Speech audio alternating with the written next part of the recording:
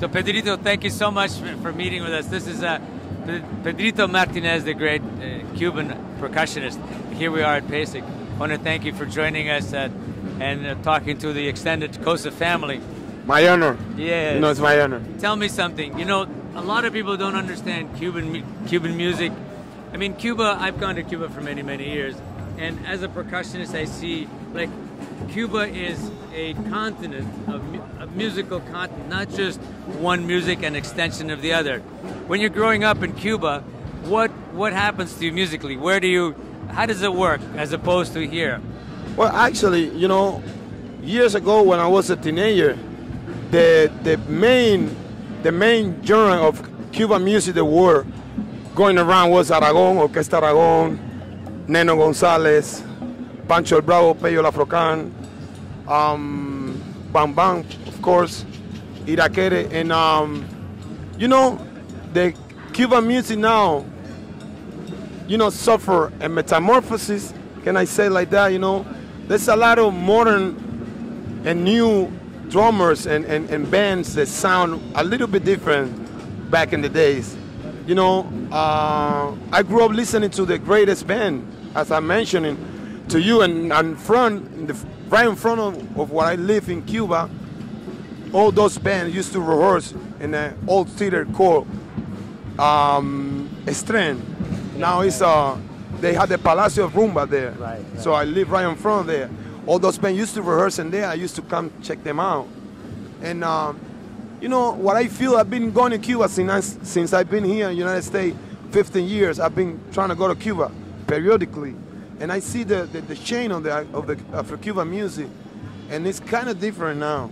Yeah. You know, the youngest generation, they still don't know what really mambo and charanga and Mozambique and pilon and changui is. You know, not all of them. You know, they need to know. They need to go back to that music. Yeah. You know, they very interested in the modern music now, all the reggaeton and all those hip-hop influence that are in Cuba right now. We need to rescue that for the newer generation. I know what you mean, and you know, we have this KoSA program in Cuba that we do annually, and we bring people in to study the Cuban music.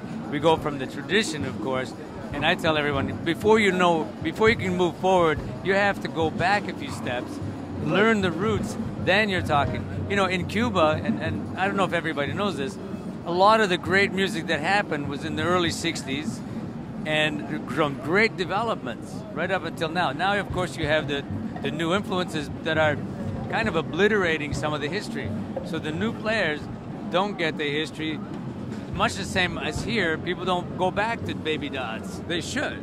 Yeah, it's funny. Here in the United States, people take care more of that side, that thing. You know, there's a lot of Cubans that live out of Cuba that they're trying to rescue all that music, all that culture, and that way, the way that all those guys used to play Tatahuines, you know, Mongo Santa Maria when they used to live in Cuba, Patato, and all the cats, all the old school people that still live in Cuba, Changuito. Yes, and you know, and I'm very happy that you, Aldo, have this beautiful fest called KoSA in Cuba, because you rescuing a lot of that music with the great Piloto. You know, I saw in a couple of programs that you always inviting Changuito and a lot of those great musicians that's still alive, and that all those great people have still the essential old school music, you know, alive. You know, it's a great thing. And that's important because, I mean, we're keeping it alive. It's important for us because we want to learn, you know, and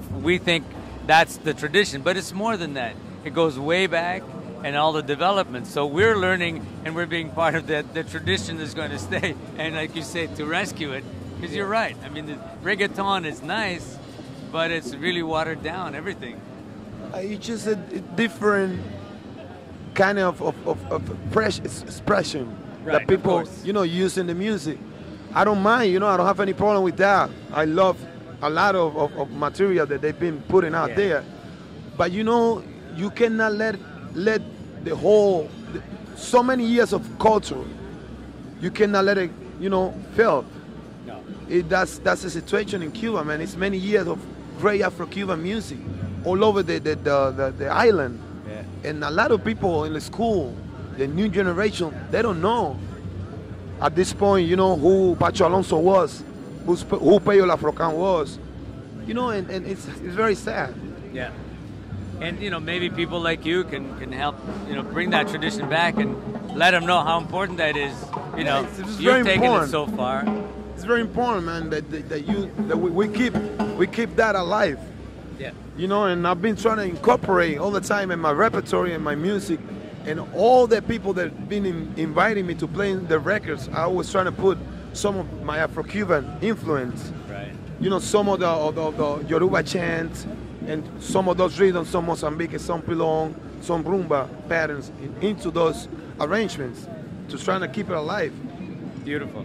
And you know, we do that through our programs. I mean, we make sure all the traditional people, all of these people are known, they're given their space, that the music is heard and understood.